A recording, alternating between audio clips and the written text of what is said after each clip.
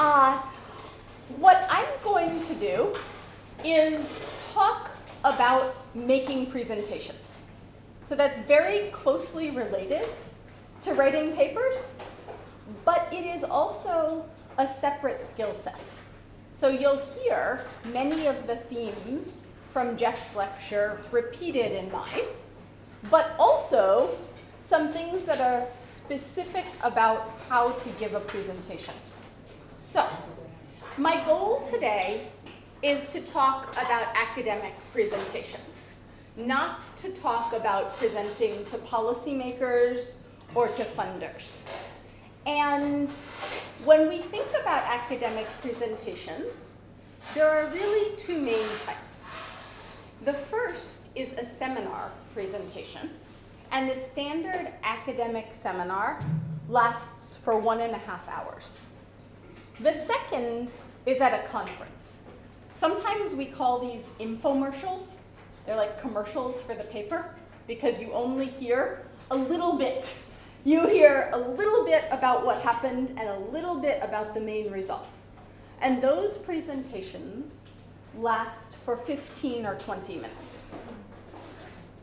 Even though they have very different lengths, the structure of the presentation is actually quite similar. They have different rules, though. So during a seminar, people interrupt, and you answer their questions as they come. And questions are good. They tell you that the audience is interested and paying attention. And also, they make sure that if someone is confused, you solve that problem immediately, rather than getting to the end of the talk and learning that someone was confused from the very beginning. At conferences, because the talk is shorter, the standard is that you get to talk uninterrupted for 10 or 15 or 20 minutes, and then people ask questions at the end. So when you give a talk, you should think about whether there will be questions during your talk or only after. And you should think about who is in the audience. Are they all people who are specialists in your field, or is it a broader audience? So are they all development economists? Are they even development economists who study financial inclusion? Or is it people who do applied micro? Because that changes the amount of background information that you're going to need to provide. When you give a talk, you have always two objectives, sometimes a third. So the first is to share information. You want to teach your audience about your research. And I choose the word teach specifically because even though you're presenting, you should think of what you are doing as teaching, as explaining to people who do not yet have this information, because it's new information that you created, and you're teaching it to them. The second thing is that you are learning, and you are learning about the audience's reaction to your research. You are getting their feedback so that you can do additional analysis and think about how you write the paper to respond to the concerns that other well-informed economists raise about what you're doing. Sometimes you have a third objective, and that objective is to get a job. So this talk is not about job market seminars, but I do want to raise the issue because all of you will give one of those, or many of those, sometime not so long from now. So in a job market talk, you're doing one, you're doing two, but also you're showing off. So you're trying to demonstrate that you have mastered a set of methods and that you have the ability to teach other people, okay? So specifically for job talks, you need to pay attention to this as well. Now, Jeff likes to tell students that every talk is a job talk, at least until you have tenure. So it is good to think those presentational skills all the time, in part because people evaluate you, in part because they help with the first 2 points. They help you teach your audience about your research. So what should you do when you give a talk? You should start out by being a little bit boring, or at least conservative. And what I mean by that is that seminars are serious. Seminars are a very professional environment, and you should come in and take them seriously. Emphasize being well prepared and communicating your results clearly over being entertaining or memorable. It's more important to be accurate than it is to be funny. It's better to be over-prepared than it is to be under-prepared. You don't want to be too casual. You should follow the standard format, even if it seems boring. Even if you have the same heading for your slides as all of your classmates, that's okay. Do that until you've mastered it. Do it until you have lots of experience, and then you can be a bit more creative. But starting out by adhering to the structure will help make sure that you are able to convey all of the information as smoothly as possible. That structure is going to be a scaffold for you to build on. And later on, you can come up with strategies that you think work best for you personally. So, having told you to stick to a scaffold, now what I'm going to do is walk through what are the elements of that scaffold. So these are the elements, the sections of a presentation. There are really 7 sections that you are going to cover in your presentation. And I'll go through them one at a time. The first thing that you should do on the first slide, after your title slide, but on the first real slide of your presentation, is you should state your research question. Jeff talked about identifying a well-defined, well-identified research question. I'm going to be even more specific. A research question is a sentence that ends in a question mark. Okay? So, here are things that are research questions, right? This is kind of a standard format. What is the effect of some X, some policy or program that we care about, on some Y, an outcome that we care about? In this case, what is the effect of a change in wages on the probability of working on a given day? It's narrow, it's well-defined. I could have written a research question that says, what is the elasticity of labor supply in Malawi? As it turns out, that's not the question this paper answers, right? So you want to ask the specific question that you're going to answer. You want to start off by being very clear and very precise about what does this paper do. So these are other examples of research questions. So this question says, are people's behavior consistent with the predictions of a specific model? Right? That's the general form of this question and of this question. Okay? There's some other things that are not research questions, right? So behavioral explanation for low savings rates. That's a topic, right? It's an interesting topic. It's a topic I care about, but it's not a research question. A model of dynamic incentives for loan repayment. Also, not a research question. There's no question mark, right? So if I put that up, you don't know specifically the thing that I am interrogating in my presentation, okay? This is closely related to the idea that when you state your research question, it needs to be precisely the question that you answer in your paper in the presentation that you are giving on that day. So your question or questions need to map into the regressions that you're going to run. You don't want to set people up for disappointment by telling them that you're asking one question and then not actually coming up with an answer, right? So sometimes students will start with a research question that's very big, right? And they'll say, why is labor supply inelastic? But then the paper doesn't actually answer that question. It's a big question, and it probably has many different answers in different contexts. So then the audience is expecting that you're going to answer this really big, exciting question, and what you do is you answer only this little piece of it. And that means that leads people to be disappointed in what you're doing, even if what you're doing is really valuable. You started too big.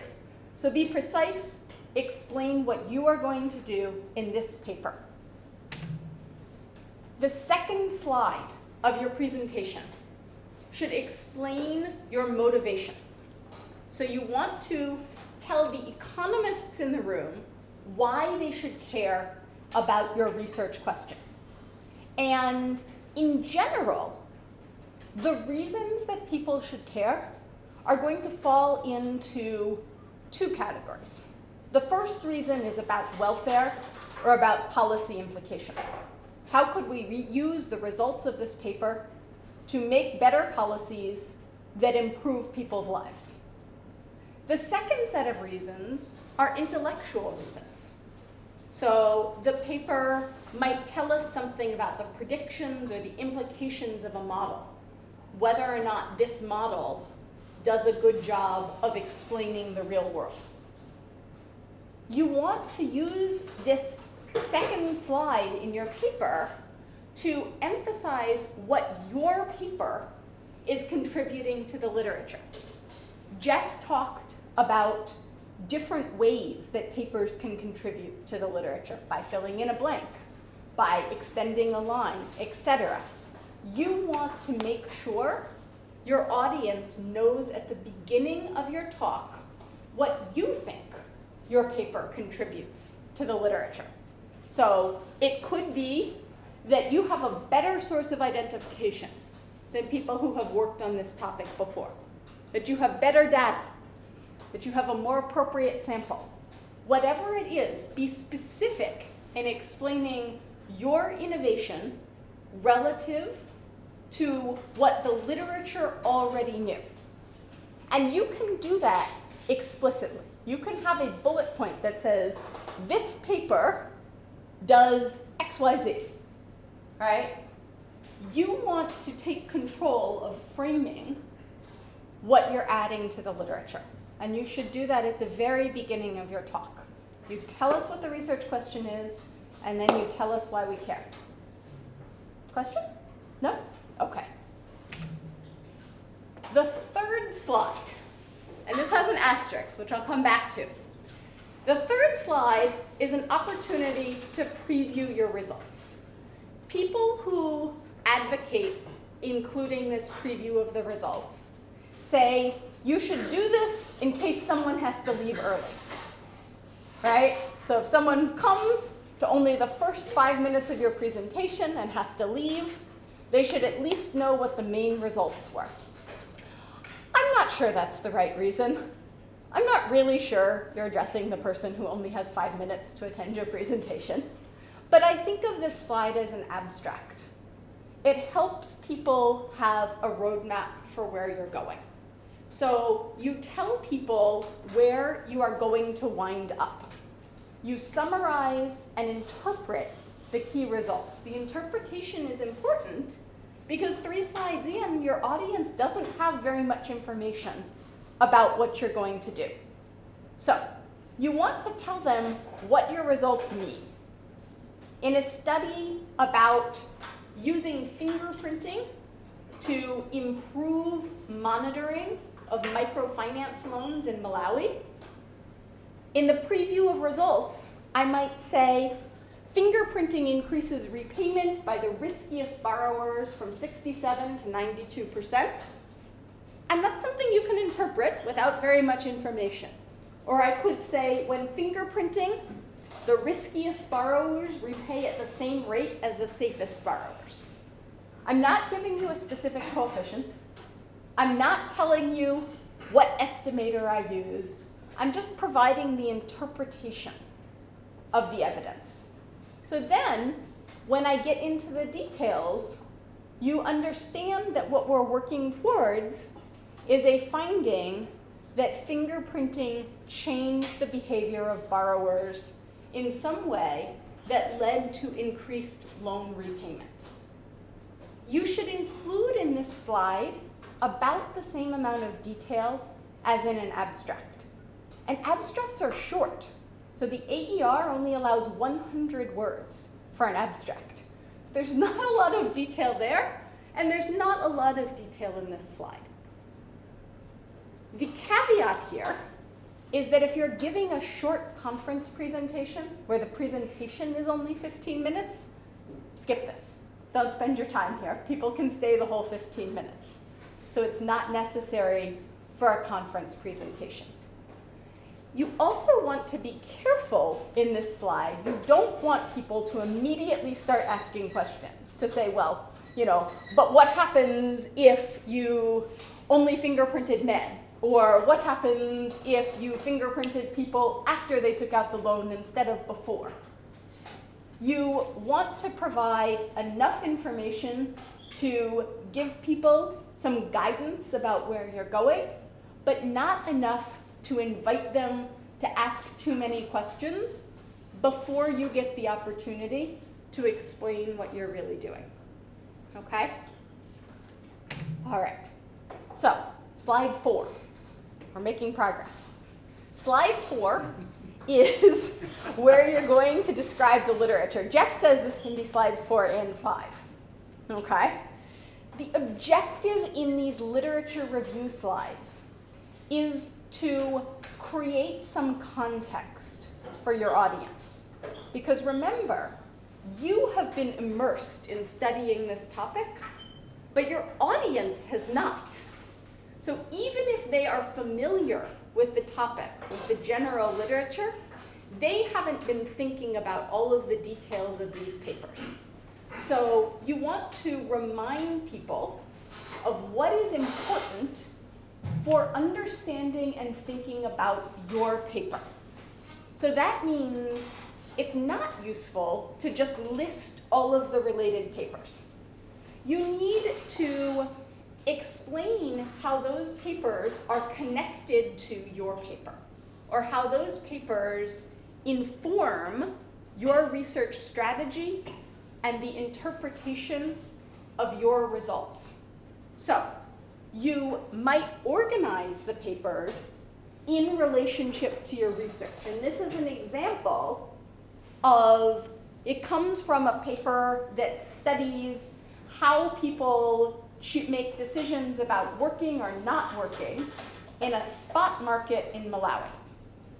And so one thing that I want to point out when I present this paper is that there is limited evidence about that sort of spot market, and all of the previous evidence about that spot market for labor comes from developed countries that have different barriers to entry than the setting I'm studying.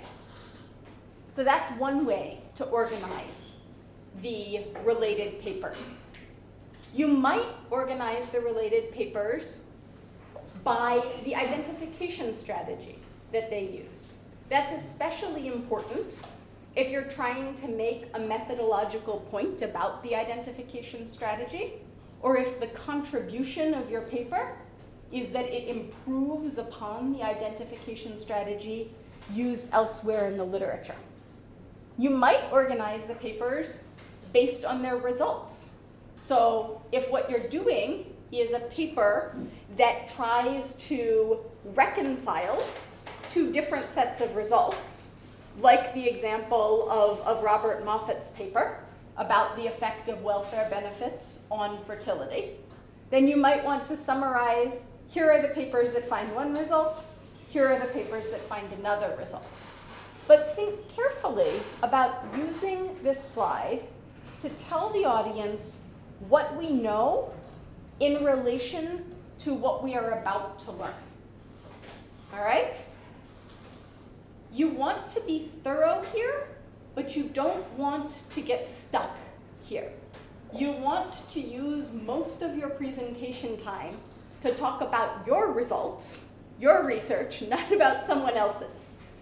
But especially as students presenting, it's important that you demonstrate your familiarity with the related papers and that you create a good context for the work that you're about to present. Okay? So the next thing that you do, and now I've stopped numbering the slides because you could have 1 or 2 slides for the literature review. But after the literature review, then in an empirical paper, the next thing you need to do is explain the data that you're going to use. So you want to make sure that the audience is prepared to understand the empirical work when you present your strategy and your results. You also want to make sure that the audience appreciates both the strengths and weaknesses of the data that you're using. So if your data are a contribution in themselves because you collected them or because you got access to a data source that people haven't used before, so you got grocery stores to give you sales records, and no one had used that information before, then you want to explain that and explain the advantages of having transaction level, product level data, right? If you combine data sets in a new way, then you want to explain what data was available before and now what you have in your data, okay? You also want to explain any limitations. So for example, if you're studying income, but income is only available in categories, 5,000 to 10,000, 10,000 to 15,000, you should explain that immediately so people understand the choices that you make in your empirical work and why you made them. That you've made the best choices you could given the limitations of the data that you have available. What you're trying to do is prepare your audience so that when you show them the regression specification, it makes sense to them and they're going to be able to follow you as you interpret it. You don't want to get too bogged down. So you don't want to spend time explaining how you cleaned the data. You don't want to tell me that this variable was actually a text variable and I had to go through and fix typos. No, don't care, right? You don't want to tell me which variable you merged on. If it's a very commonly used data set that most people in the audience are familiar with, then you want to explain what you are doing in relation to what they are likely to already know. When you explain the data, you will often want to provide summary statistics. If the data structure are complicated, think about using diagrams. For example, if you have village level data for some things and household level data for other things, you might use a diagram to illustrate that. You might want to show histograms or scatter plots of the most important variables to make clear what kind of variation you have, right? That means both how much variation and also is the variation at the extensive margin or the intensive margin, is it coming from the bottom of the distribution or the top of the distribution, some things that are most easily conveyed graphically, all right? So, when we talk about preparing the audience for your analysis, these are some questions that you may need to answer. You won't necessarily address all of them in every presentation, but consider for your presentation what's the most important. So you always need to explain, where did the data come from? What was the source of these data, right? You need to explain, what is your sample? Who is in this data set? And is it representative of anything or not, right? Often, in the kind of work that I do using randomized controlled trials, we often do not have representative samples. And that's fine, but you need to say so that people understand. This is, again, so that people can interpret the results once you get there. The structure of the data. So is this a single cross-section, a repeated cross-section, a panel, right? What's the unit of observation or the unit of analysis? Is this at the household level, the individual level, the classroom level? Right? What's the time frame? So is this measuring outcomes over a week, a month, a year? Right? You know these things, but your audience won't. And telling them at the beginning makes it easier to interpret the results. Okay? And finally, you want to be clear about the variables that you're going to use. What's the key outcome? And what's the key regressor, right? Because the next thing you're about to do is show them a regression specification. Make sure the audience is prepared to understand what is Y and what is X, all right? So I've told you what to skip, and therefore I'm going to skip what you should skip and move on to the empirical strategy. And this is the most important part of presenting an empirical paper. This is the heart of the paper. It's certainly where you've probably spent the most time as the researcher figuring out what's the right strategy. And you should spend time here in the presentation, because if people don't understand this and believe that you have chosen a good empirical strategy, then they're not going to believe your results, right? So if you do a good job here, the rest is easy. Spend the time here and be very explicit. So write out the regression specification. I find it very frustrating to see a presentation of empirical work where I'm never actually shown the regression that the researcher is going to run. It's like, don't keep that a secret from me. Tell me. And again, it seems more obvious to you, you've been running the specification, but other people in the room haven't. So you want to be very clear there. And you write out your main specification. If you have a first stage or an auxiliary regression, write that down too. You do not need to have a bullet point that interprets each coefficient. You could, but you certainly need to verbally explain the interpretation of the key coefficients. Jeff likes to say, use it in a sentence. Or is that Bill? Could be both. Fair enough.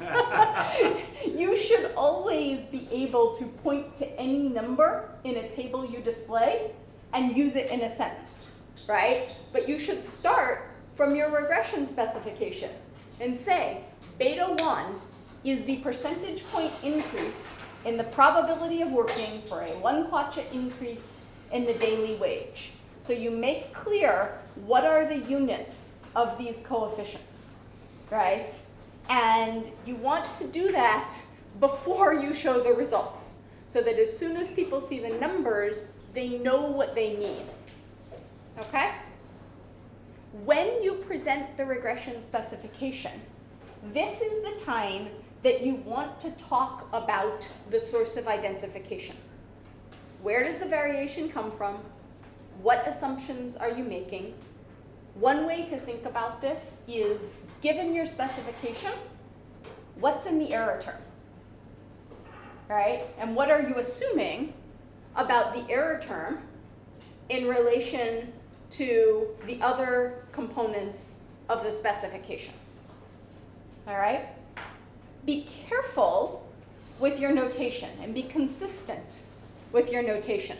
Subscripts matter, so get them correct on the error term, right? Be clear. Subscripts tell us something about the way that you are handling the errors. They tell us, so if there's a subscript on that beta, right, if there's a beta I, then we know immediately that we're thinking about heterogeneous effects, right? So use notation to convey information and use it consistently, all right? And then discuss the tests of your model.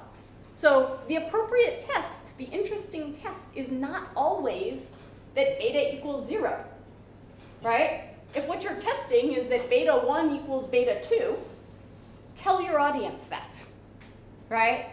If what you're testing is that beta 1 and beta 2 are jointly 0, again, prepare the audience and tell them what is the interpretation of these tests. How do these tests relate back to your research question and to the underlying motivating economic model?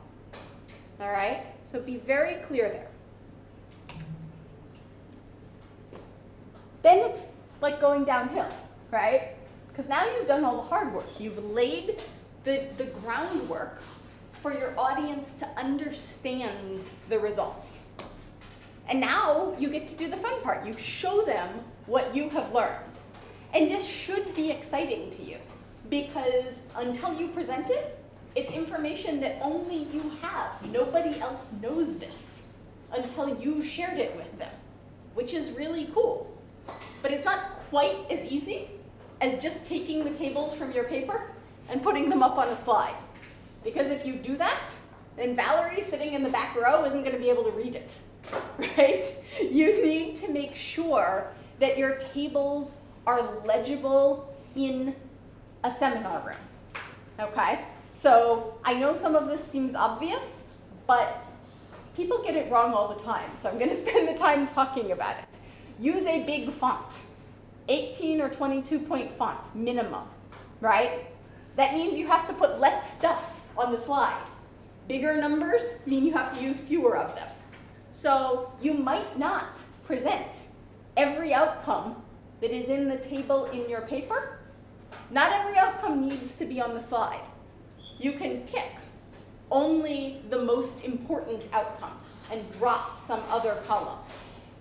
You do not need to include the table notes on your slide. So if at the bottom of the table you say OLS specification, standard errors are clustered at the household level, and lots of other things at the bottom of the table, you can leave that text out on the slide. It definitely needs to be there in the paper where the table should be self-contained, but on the slide, you're trying to make it legible, all right? Sometimes you can use a graph instead of a table. So especially if you're presenting to a policy audience, it can be helpful to present the results graphically. That could mean just showing the mean in the treatment group and the mean in the control group and graphically indicating whether the difference between the two is statistically significant. That could mean showing a scatter plot of outcomes against the key regressor. Academics like tables, though. We tend to expect them.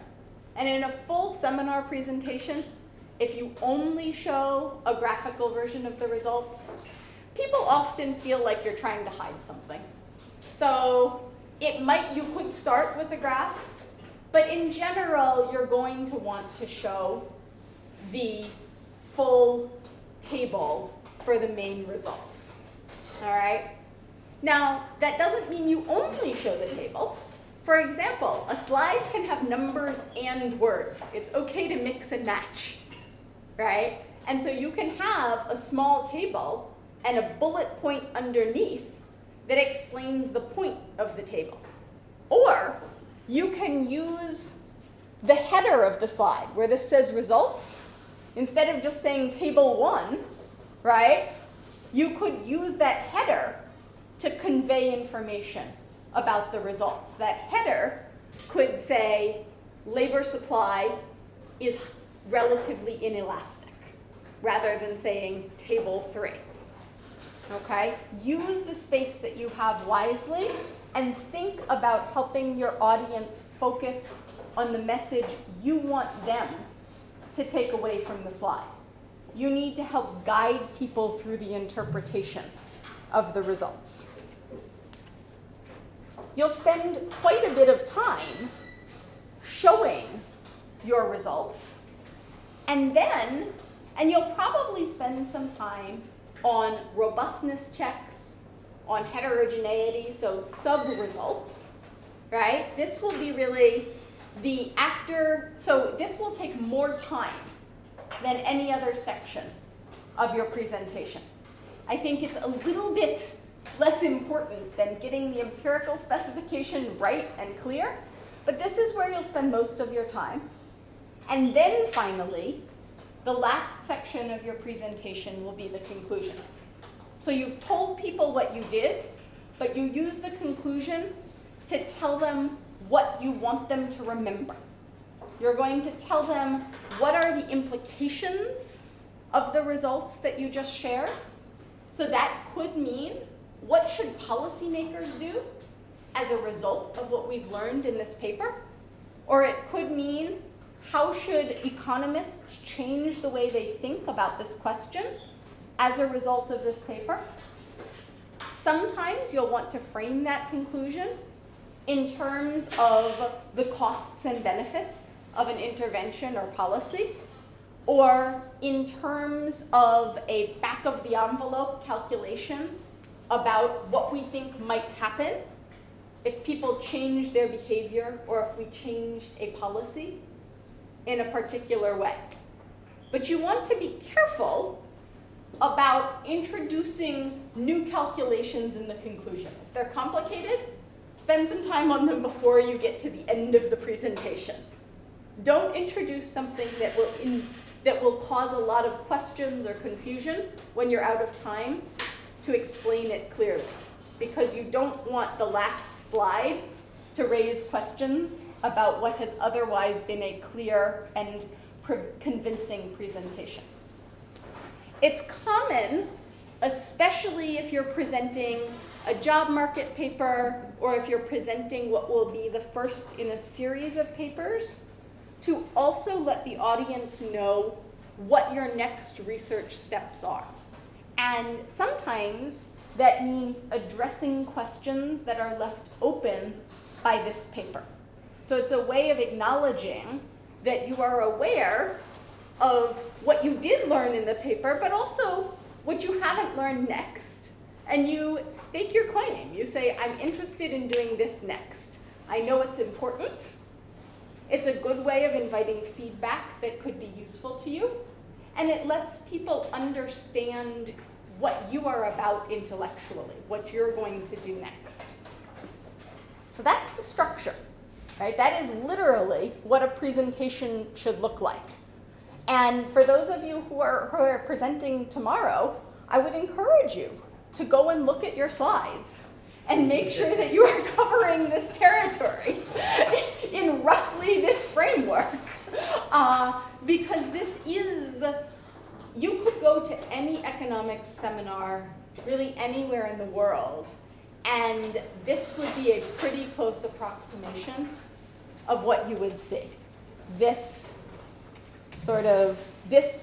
framework is going to be a pretty close approximation of the structure of a presentation anywhere. And so you should become familiar with it and use it to your advantage. The caveat here is that this is definitely geared towards an empirical presentation, right?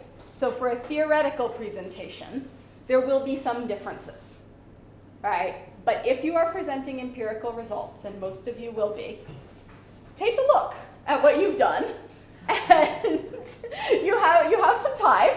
Use that time, because sticking with this kind of a framework is both good practice, but also, I think, the most effective way to communicate your results so that we can give you good substantive feedback. All right? So that's the what it looks like. Let's talk about then how you do it. All right? How do you actually give a presentation? Oops. Okay. So, how much to present? This is always tricky because the temptation is to present everything. You've been working on this for months and you know so much and it all seems important, and it is. But a lot of it goes in the paper, not all of it makes it into the presentation. If you are giving an hour-and-a-half seminar, 35 to 40 slides at the most is enough, okay? If you're giving a short talk, like a conference-style talk, or if you're, say, giving a 20-minute talk tomorrow, 15 to 20 slides is more than enough. 10 to 15 slides is more than enough for a 15 to 20-minute presentation. Thank you. And that might sound impossible, but the timer goes off at the end of the presentation, and you have to stop talking when the timer goes off. And if you haven't gotten through all your slides, that means that the timer just determined what you told the audience, not you. So you need to control this. Think and plan in advance so that you say the things you think are most important. You don't want to run out of time and not get to the things that are most important, or leave the audience confused about what it is that you've done. So having too many slides and thinking you'll be able to rush through them, you'll get through them somehow, is not a good strategy. You can always explain in more detail if you have extra time. The probability of having extra time is very, very small. So the first step is choosing an appropriate number of slides. The second step is in managing the time when you're in the room. So you should know approximately where in your presentation you should be when you've used up half your time. And you should know if you're running out of time, because people ask more questions than you expected, for example. Which things are you going to skip? You can have extra material. So if you're concerned that you're going to still have more time and not have anything to say, right? That's a common concern for students. It almost never happens, but I think people don't like to stand up here and feel like they might be unprepared. So you can have extra bonus slides. You can have slides that come after the last slide in your planned presentation that you will skip to and show if it turns out that things are going more quickly than you expected. Or if people ask a specific question and you know that you have the perfect slide to answer it, right? You can jump to that slide and show it. That's fine, right? You can have those bonus slides, but make sure your main presentation is organized to fit into the time allowed, okay? Technologically, Beamer lets you use hyperlinks to jump back and forth between things, and that can be really convenient, right? But if you do this, then sometimes I see presentations that look as though you have a jackrabbit kind of running the presentation, hopping from one thing to the next thing. Don't do that. Present in a linear way and use these bonus slides judiciously. Use them only when they're appropriate. Plan to go through things in a linear way and jump around only when you're adding value because of a question that has been asked. Okay? All right. So, formatting slides. Don't use anywhere near as many words as I have on these slides. Right? Fewer words is better. You want to leave some white space. So Jeff's slides are a really good example of this. There's not so much on each slide that you feel like you have to read quickly rather than listen to him talk, right? Because if you have too many words on a slide, your audience is going to be reading and not listening, okay? So you don't need full sentences. You certainly don't need paragraphs. Leaving space helps people be able to read and organize what they're seeing. Use the sections, those 7 sections, to help organize your presentation and help your audience know where in the presentation you are. Use the slide titles. And again, think of Valerie. Think of the person in the back row who's trying to read from a distance. When you stand up here to present, realize that it gets much, much easier the more that you do it, okay? Practicing or presenting research is a skill. Doing research is a skill, but it's not the same as presenting it. So Jeff said that communication is important, that there's some people who are really good economists, but have less impact because they're not good at communicating, and I agree with that. I also think that communication skills are not immutable. They can change, right? The more that you work at that and invest in your presentation human capital, the better you will be at that. So how do you do that? You practice your presentations. You should practice with a classmate before you present a new paper for the first time. It's different to actually say something out loud to another human being than it is to just read through your slides and think in your head what you're going to say. It sounds better in your head, right? And so it's important to say it out loud and figure out how it's going to sound when you try to say it out loud. That's especially true when you're presenting in English, right? When you're presenting in your second language, practice the terms that are unfamiliar or hard to pronounce. The other advantage of practicing is that you get feedback. So you'll learn what questions come up frequently. You'll learn how long it takes to get through some explanations, and you can revise your talk accordingly. Now, practicing is important, but memorizing is not the goal. So you do not want to stand up here and recite a script.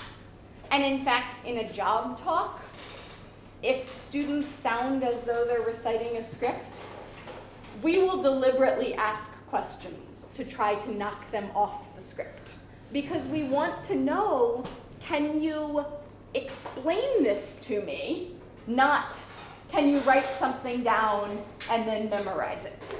Partially, that is because economics as a profession tends to value the ability to think on your feet just for its own sake.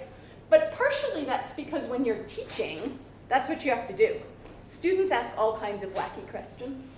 I mean, students, well, and you don't necessarily anticipate the things that a freshman student who has never seen an economics class before might ask you. So we want to see that you can handle those unexpected questions. We also want to see the thought process. In a seminar, when your presentation is memorized, it is actually harder for the audience to take in because it tends to be more complicated than if you're just speaking to people in the room, and it doesn't react to what the audience is saying, how the audience, I can look out at you and see your expressions and know if you're understanding something or not, know if you are skeptical of this claim I've made or if you believe it, and adjust my presentation accordingly. But if I've memorized my presentation, then I can't do any of those things, and so I am less effective in communicating with the audience. So that means that you don't want to memorize a script. You do not want to read from your slides, okay? It is okay to write out the way that you might want to explain the table the first time, but then put it away. Writing it out helped you think through the explanation. That's good, but put it away. Don't memorize your explanation. Does that make sense? Yeah? Okay. Because you are talking to your audience, not reading to them or writing a script, or memorizing from a script, then you're going to face them, right? Look at the people, not at the slides, okay? It's a really common thing that, especially when showing results, someone will stand here and say, as you can see, beta equals, no. Face the audience, look at it, know what's there, face the audience, talk to the audience. Look up. Speak slowly, speak clearly. You will say fewer words per minute when you're presenting than you should in a regular conversation. All right? Another thing that's true that I've seen students and faculty do is that when you point at things that are on the screen in front of you, it doesn't show up there. So one way to get around that is to get used to using a pointer, right? So this is, I don't have one here, so I'm using this pen, but a laser pointer can help you. I have seen people use the laser pointer at the computer screen in front of them. So don't do that. Nobody can see. All right.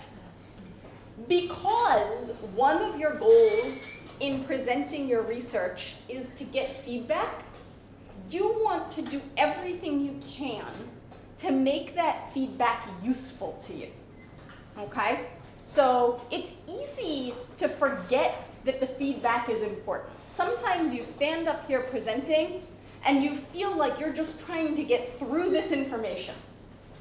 And your only goal is to get it all out there. But that is not your only goal.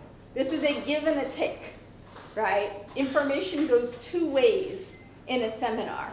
And you want to make sure that you get the feedback from the audience. So you can do things to make sure that the feedback is as useful as possible in improving your research. So you should start by taking notes during the seminar. Even though it seems like when somebody asks you a question, oh, of course you'll remember that, you won't. There's so many questions over the course of a seminar that you won't remember it. So write down particularly important questions. Writing down the questions is also a good way of letting the audience know that you're taking feedback seriously. So in fact, even if you can't write down the full question, writing something, right? So is a way of demonstrating that you're listening. It's a way of reminding yourself who asked the question. You can always follow up later. And it's a way of forcing yourself to really listen to the question. I'll talk more about handling questions in just a moment. But after the seminar, you can follow up with people who asked particularly good questions where you think, wait, I need to do that? Great, you've made a note to yourself. You can send an email or chat with the person after the seminar to get more information about that particular feedback. And when you are presenting, especially in a seminar, it's okay to let the audience know at what stage is this paper and what feedback are you really looking for. So you can tell people, these are the new results, and your feedback about this specification would be most useful to me. And people really respond to that. Sometimes they respond too much and give you more feedback than you can possibly handle.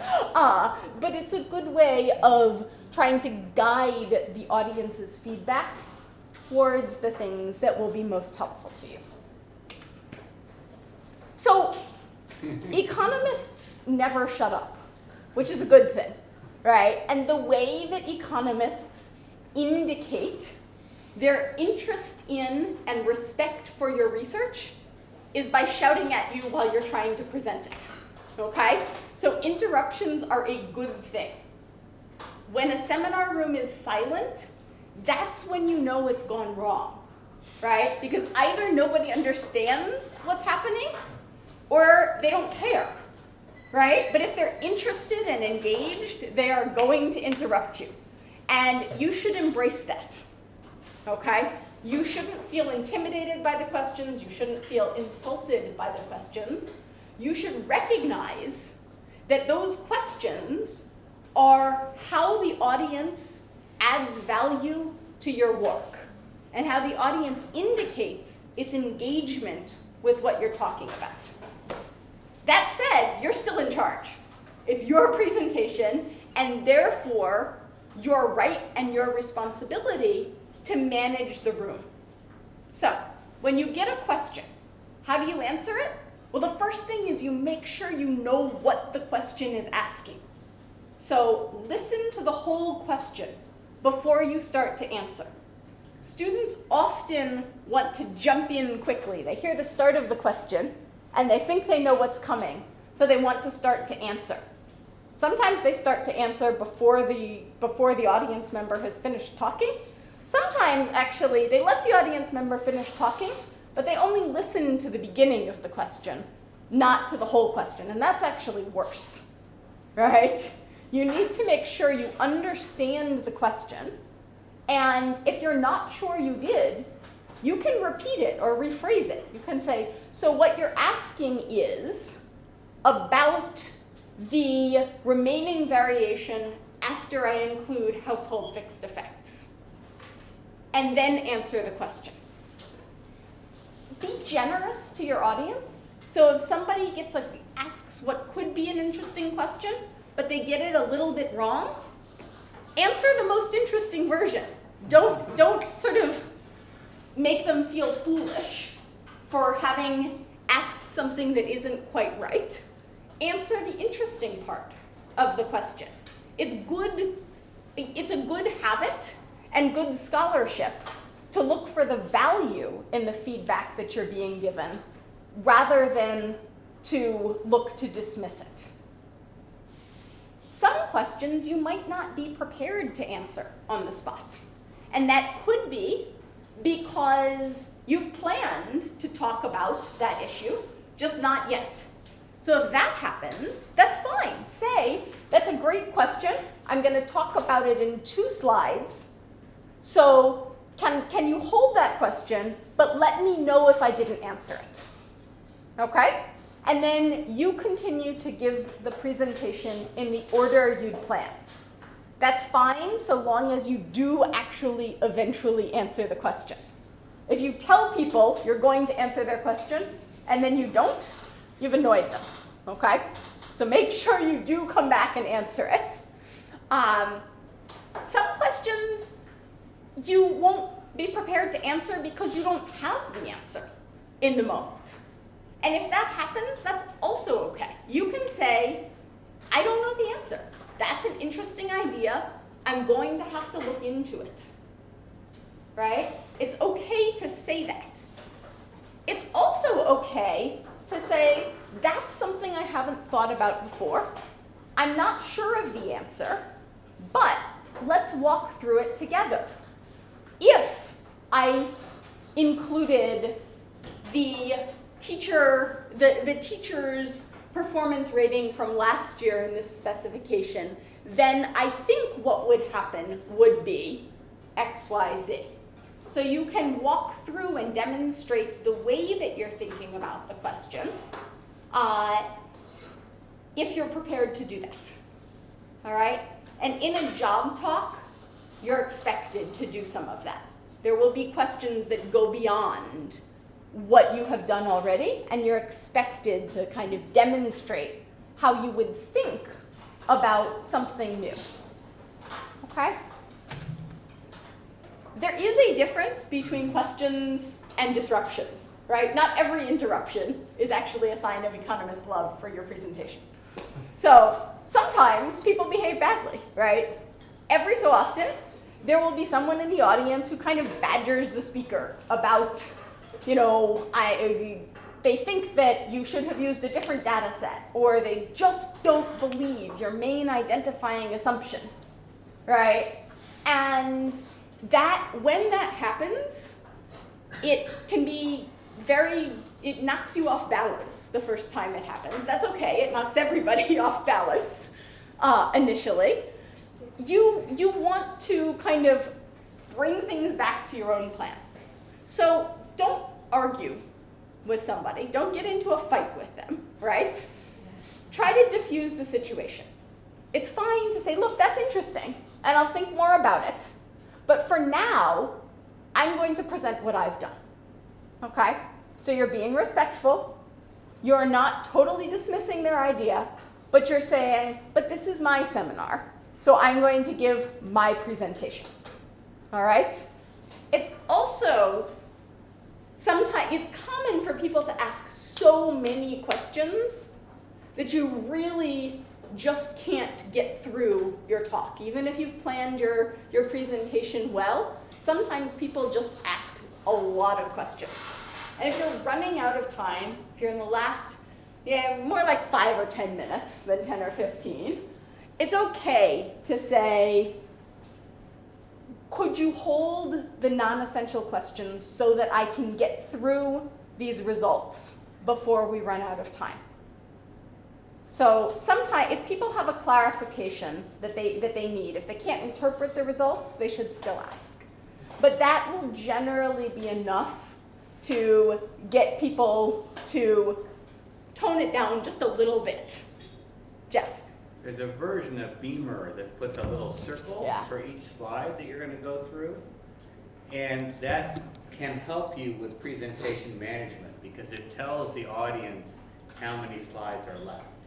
And so if they see that there's only 15 minutes left and there's a bunch of dots that they haven't seen yet, people will usually back off on their own without you having to say anything. And you can similarly, you can have slide numbers here, right? But bonus slides wipe that out. Sorry? Bonus slides wipe that out. Well, you can set it so that the bonus slides don't get numbered. But you can do things, just little things in the formatting of your slides that help you manage. So you can see up here, right, the headings, right? The first part of the talk was structure and slides. The second part of the talk is presentation tips, right? You can have subheadings. Those would appear to the right. And again, that kind of gives your audience a benchmark for where you are in the presentation and therefore helps you manage the time and the room. So, where does this leave us? Seminars are fun. And I know that this sounds intimidating, and you guys are very quiet after lunch. And I think some of you are thinking, oh God, she just told me I have to go redo my slides for tomorrow. But seminars are fun, and they are the way that academics exchange ideas and information. People are gonna more people will attend your seminars than will read your papers. And that's not, that's not discouraging, that's good, right? It just emphasizes the importance of giving a good presentation and of being a good member of the audience and an active member of the audience when you're not the one presenting. Because by being an active member of the audience, you add value to someone else's work and you learn from that work. You will probably, it's lower cost to learn about new research by attending a seminar than by sitting down and reading the paper yourself. If it's a paper that's really closely related to your own research, you'll want to do both. You'll go to the seminar and read the paper. But many things you'll learn from being an engaged member of the audience. So enjoy that opportunity to be both the presenter and the member of the audience. Learn, be active as a listener and as a presenter, and when you get feedback, use it. The last thing I'd say is that you shouldn't be intimidated by the idea of giving a presentation. You walk into a presentation with an advantage over everyone else in the room, which is that you are the expert on what is being presented, right? It's your research. It's something that you did, that you know, and nobody else knows yet. So you should be prepared to do a good job of explaining that to people. That's your responsibility, but your opportunity is that this is the thing you know best, and it's the opportunity to get feedback about it. Okay? Any questions about that? No? Jeff, additions? I think you've covered it. All right. All right. Well then, I'm certainly looking forward to your presentations starting tomorrow. Thank you.